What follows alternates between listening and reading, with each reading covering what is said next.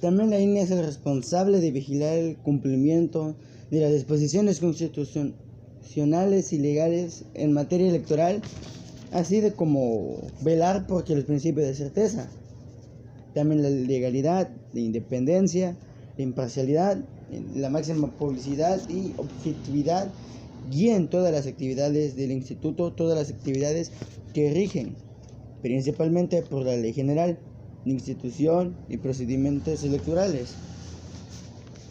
La función de la INE sería primero la verificación del cumplimiento de la legislación durante elecciones federales. El segundo es la garantizar que las y los candidatos independientes y partidos políticos tengan acceso a tiempos de radio y televisión durante sus campañas. También la elegibilidad para contender una elección. Ya la cuarta sería la organización de elecciones. Y la quinta sería ya el conteo de votos, para saber, obviamente, quién tuvo más votos, ya que uno tiene más, otro menos y otros medio, digamos la mitad de votos, en vez que uno tenga, ya que uno tiene mayor y otro menor.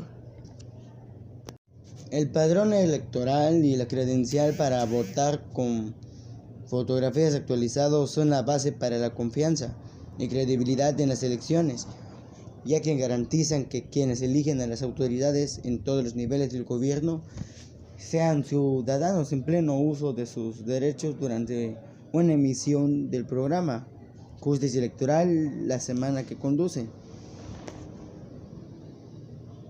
Explicó que si no tuviéramos la seguridad de elegir a nuestras autoridades, la vida política sería un caldero de violencia, de mucha violencia. Tener elecciones recurrentes es una condición para vivir en paz. No hay sociedades que puedan convivir libertad y progreso si no tienen gobernantes y representantes electos como respaldo popular.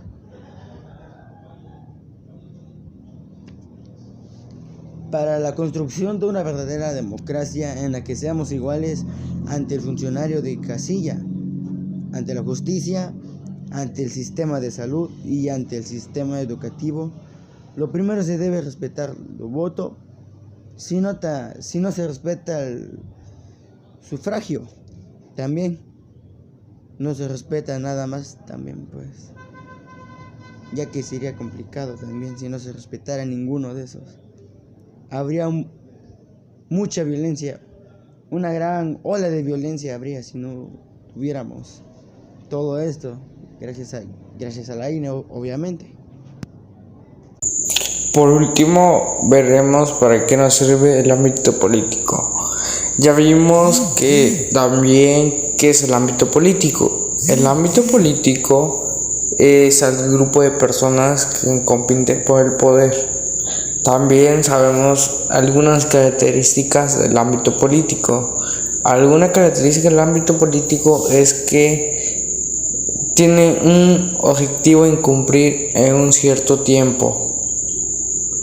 También sabemos las instituciones del ámbito político, que está la Cámara de Diputados, el INE y entre otras cosas. También sabemos sus rangos del ámbito político: presidente, gobernadores, alcaldes y entre otras cosas.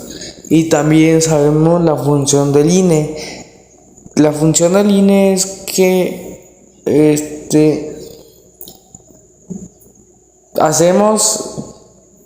nosotros elegimos qué presidente queremos, cuál es nuestra mejor opción, entre otras cosas. Y ahorita veremos sobre para qué nos sirve el ámbito político. En nuestra vida cotidiana, el ámbito político nos sirve para muchas cosas. Es decir, un ejemplo, nos sirve para votar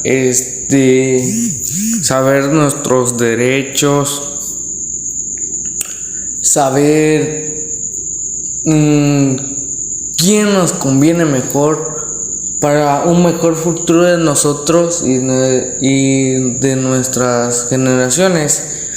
Es decir, que en nuestras manos está el cambio o que esté mejor nuestra economía en el país.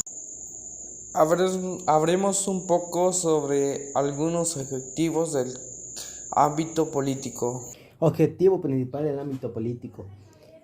La política es una actividad cuyo objetivo es el de resolver pacífica y razonablemente conflictos entre las personas y los grupos humanos. Más precisamente, la política es una forma particular de afrontar aquellos conflictos que deben resolverse democráticamente. Son muchos el ámbito de la vida en los que la política no actúa, todos aquellos en los que la lógica denominante no es la democrática en sentido estricto, sino alguna otra como la jerarquía, el conocimiento, el afecto, la confianza, etc. Así pues, la política solo tiene sentido porque los seres humanos habitamos en un espacio de interacción que no se deja someter a otra norma, que no sea la de la discusión libre y la contraposición de proyectos sociales diversos con el objetivo de alcanzar acuerdos que hagan posible la consistencia en el conflicto. La política no puede pretender eliminar el conflicto social, sino hacerlo habitable.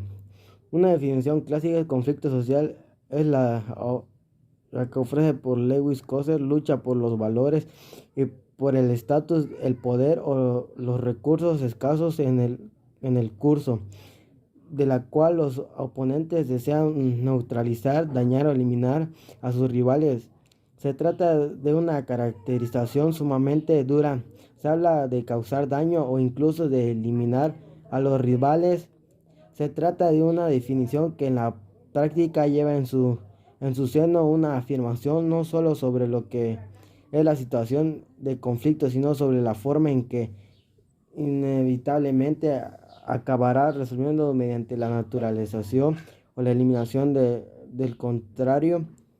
Tal vez sea la definición que mejor se adecua al modo en que normalmente vivimos.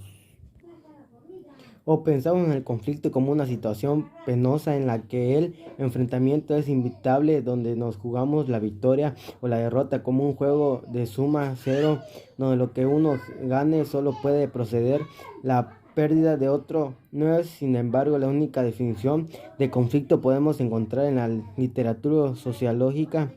Otra definición menos clásica es la de quien caracteriza el conflicto como aquella acción intencionalmente orientada a la realización de la voluntad del acto en contra de la resistencia de la otra parte o de las otras partes, sin modificar sustancialmente. Puede usarse positivamente en el contexto de una solución política que sea comprometedora y no violenta, descriptivamente como el arte o la ciencia del gobierno, pero a menudo no jugamos a la política. La lucha contra la esclavitud no es una broma para nosotros.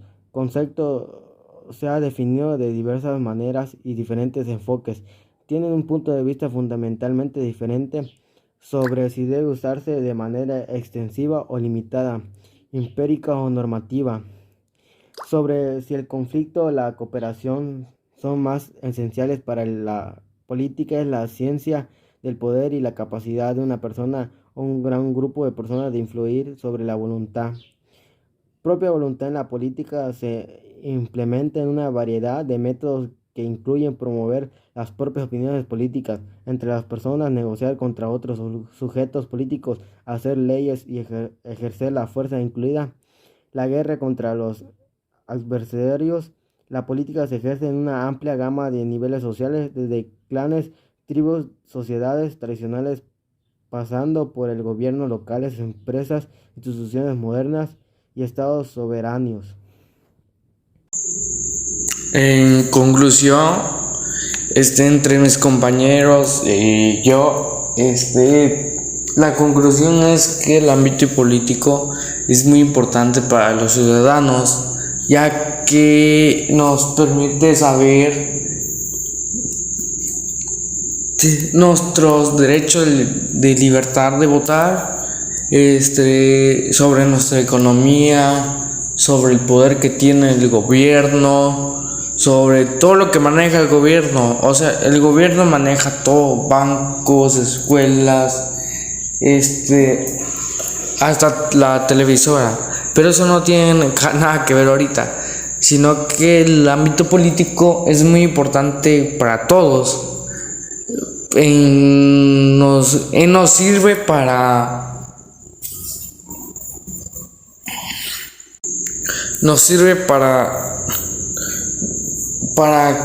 pagar nuestros impuestos como debe de ser, para identificarnos, para algún documento ir a otros países, entre muchas cosas. Y también sabemos en cuántos niveles de poder se divide el ámbito político. Está el presidente de la República, entre más personajes, y también el instituto más importante que tiene el ámbito político, que es el INE, que antes se llamaba IFE, pero se modificó por el nuevo gobierno de Peña Nieto. De IFE a INE es casi lo mismo, pero que ahora es Instituto Nacional Electoral, y que nos sirve demasiado a todos los mexicanos.